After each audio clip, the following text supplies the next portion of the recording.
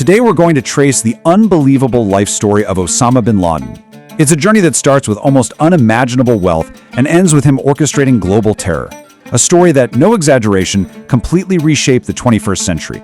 So that brings us to the central question, right?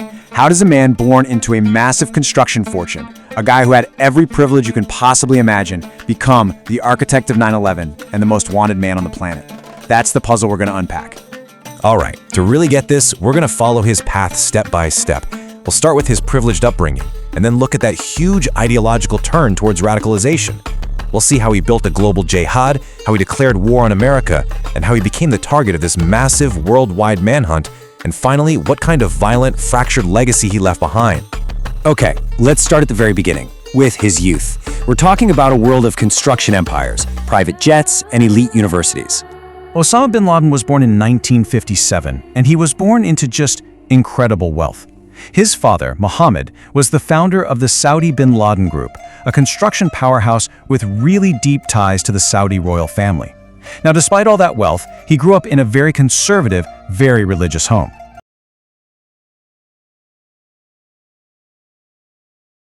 And just to put his personal wealth into perspective, Osama stood to inherit something like $30 million. I mean, think about that. This is so crucial because he wasn't driven by poverty or a lack of options. He made a conscious choice to turn his back on a life of total comfort and business success.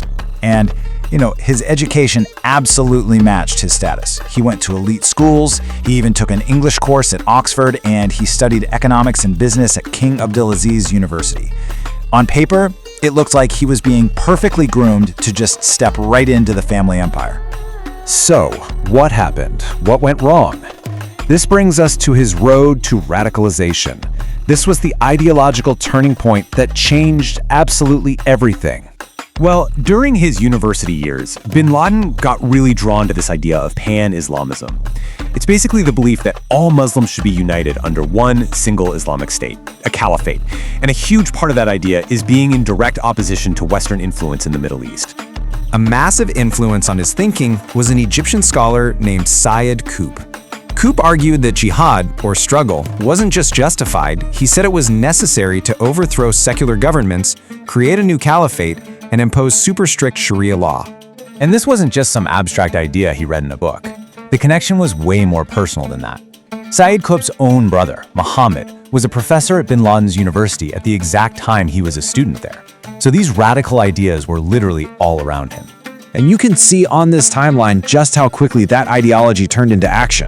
In 1979, he leaves university and heads to Pakistan. And what happens that very same year? The Soviet Union invades Afghanistan.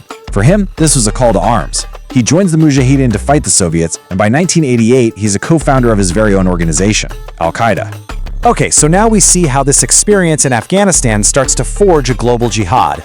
The war against the Soviets was a huge victory for them, and it was a training ground. But once the Soviets pulled out, bin Laden and his fighters, well, they needed a new enemy. And this moment right here, in 1990, this was the final break. When Iraq invaded Kuwait, bin Laden went to the Saudi government and offered to use his own battle-hardened fighters to defend the kingdom. But the Saudis rejected him, and instead, they invited American troops to set up bases on their soil. For bin Laden, having foreign, non-Muslim troops in the land of Islam's two holiest sites, Mecca and Medina, it was the ultimate betrayal. It was completely unthinkable. And that single act cemented America as his #1 enemy. So this is what brings us to the War on America. And this was a full decade of escalating terror that would quite literally change the world forever. Al-Qaeda didn't just appear out of nowhere on 9/11. This campaign built up over years. An affiliate group bombed the World Trade Center way back in '93. Then in 1996, bin Laden officially declares war on the US. And then came the 1998 embassy bombings in Kenya and Tanzania, which killed over 290 people. It was a shocking, brutal escalation. And of course, it all culminated on September 11, 2001. 4 hijacked planes. 2 slammed into the World Trade Center towers. A third hit the Pentagon. And the fourth, United 93, crashed into a field in Pennsylvania after the passengers heroically fought back, stopping it from reaching its target in Washington, D.C. And just like that, those attacks made Osama bin Laden the most wanted man in the entire world. The hunt was on. In the immediate aftermath, the US invaded Afghanistan. Bin Laden was cornered during the Battle of Tora Bora, this massive cave complex right near the border. He was right there, but he narrowly escaped into Pakistan, and that escape kicked off a manhunt that would last for nearly a decade.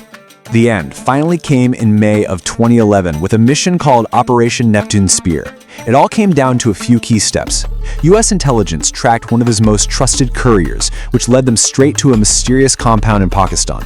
From there, Navy SEALs launched a raid. They killed bin Laden, and his body was buried at sea, mainly to prevent his grave from ever becoming a shrine. So that was the end of the man. But what about his legacy? What kind of world did he leave behind? Well, here's where the story takes a really strange turn.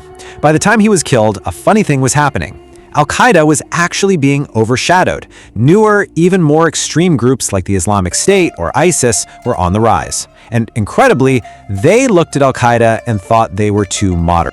And the strategic difference between them was pretty stark. You see, Al-Qaeda's whole goal was to attack the far enemy, that's the West, to try and inspire a global revolution. But ISIS, they focused on the near enemy. Their goal was to immediately seize physical territory in the Middle East to build a caliphate right now, and they used just extreme, unbelievable brutality against anyone who stood in their way. Which leaves us with this final, really crucial question. His life was this insane journey from wealth to global terror. But did his death actually end an era? Or did it just fracture the movement and, ironically, open the door for a brand new and maybe even more brutal chapter?